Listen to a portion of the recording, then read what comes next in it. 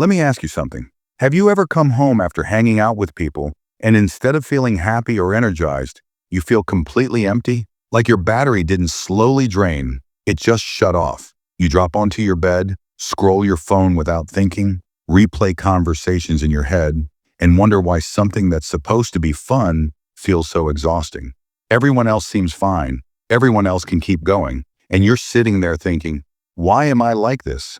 If that sounds familiar, this isn't a personality flaw. It's psychology. And once you understand what's actually happening in your mind and body, a lot of that confusion and guilt starts to disappear. The first thing you need to know is this. Feeling drained after socializing does not mean you're antisocial, awkward, boring, or bad with people. Some of the most emotionally intelligent and observant people feel this way. The reason is simple but rarely explained. When you socialize, your brain isn't just participating, it's working. Constantly, you're reading the room, noticing tone shifts, picking up on facial expressions, deciding when to speak, filtering what not to say, adjusting your reactions and tracking how you're being perceived. While some people are just talking and reacting in the moment, your mind is processing layers.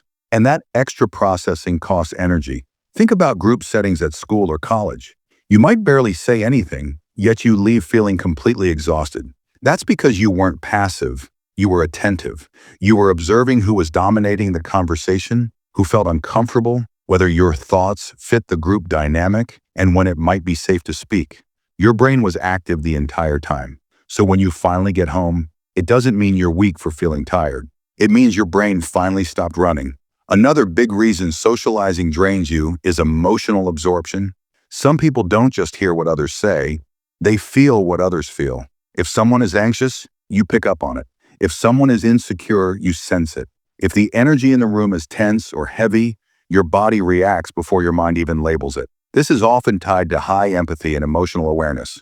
You're basically an emotional antenna. And when you spend time around stressed friends, loud personalities, competitive classmates, or negative energy, you don't just notice it, you carry it. Carrying emotional weight that isn't even yours is exhausting, especially when you don't realize you're doing it. But here's where it gets even more draining, and this part matters. A lot of people who feel wiped out after socializing aren't actually being themselves the whole time. They're performing a version of themselves. Not because they're fake, but because at some point they learned that full honesty or full presence didn't always feel safe. So they become slightly quieter, slightly funnier, slightly more agreeable, slightly more careful. They monitor themselves constantly. Psychologically, this is called self-monitoring, checking how you're coming across while you're still in the conversation. And the more you do that, the more exhausted you feel afterward. That's why you can hang out with one specific person and feel totally fine, but spend time in a group and feel completely drained. With that one person, you don't have to perform.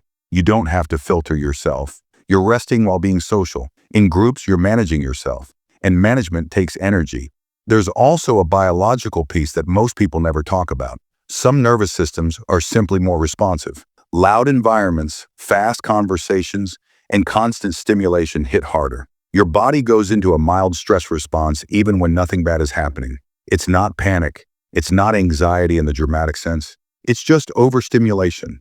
So when you get home and crave silence, isolation, or lying on your bed doing absolutely nothing, that's not laziness. That's your nervous system trying to regulate and return to baseline.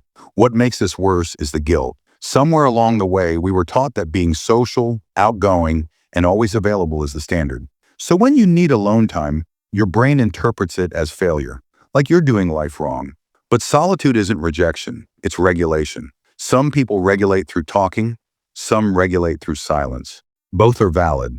The problem starts when you force yourself to socialize in ways that don't match how your mind actually works. The goal isn't to stop socializing or become isolated. The goal is to stop burning yourself out. That starts with how you manage your energy. You don't have unlimited social capacity, so pretending you do will always backfire. You don't have to say yes to everything. You don't need to justify needing space. One meaningful hangout is often better than 3 forced ones that leave you exhausted and resentful.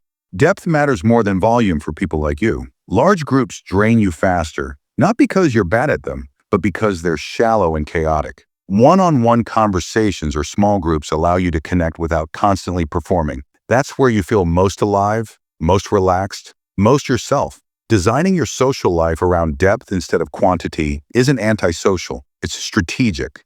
It also helps to build a recovery ritual after social interactions. Don't go straight from socializing into overthinking or guilt. Give yourself a signal that it's okay to power down. That might be 10 minutes of silence, a short walk, headphones and music, or writing one honest sentence about how you feel. That simple act tells your nervous system you're safe now, and safety is what actually restores energy. One subtle but powerful shift is allowing yourself to say one honest thing when you're around people. Not something impressive, not something funny, just something real. The more honest you are, the less you have to manage your image. And the less you manage, the less drained you feel afterward. Energy loss often comes from hiding, not from connection. Here's what people rarely say out loud.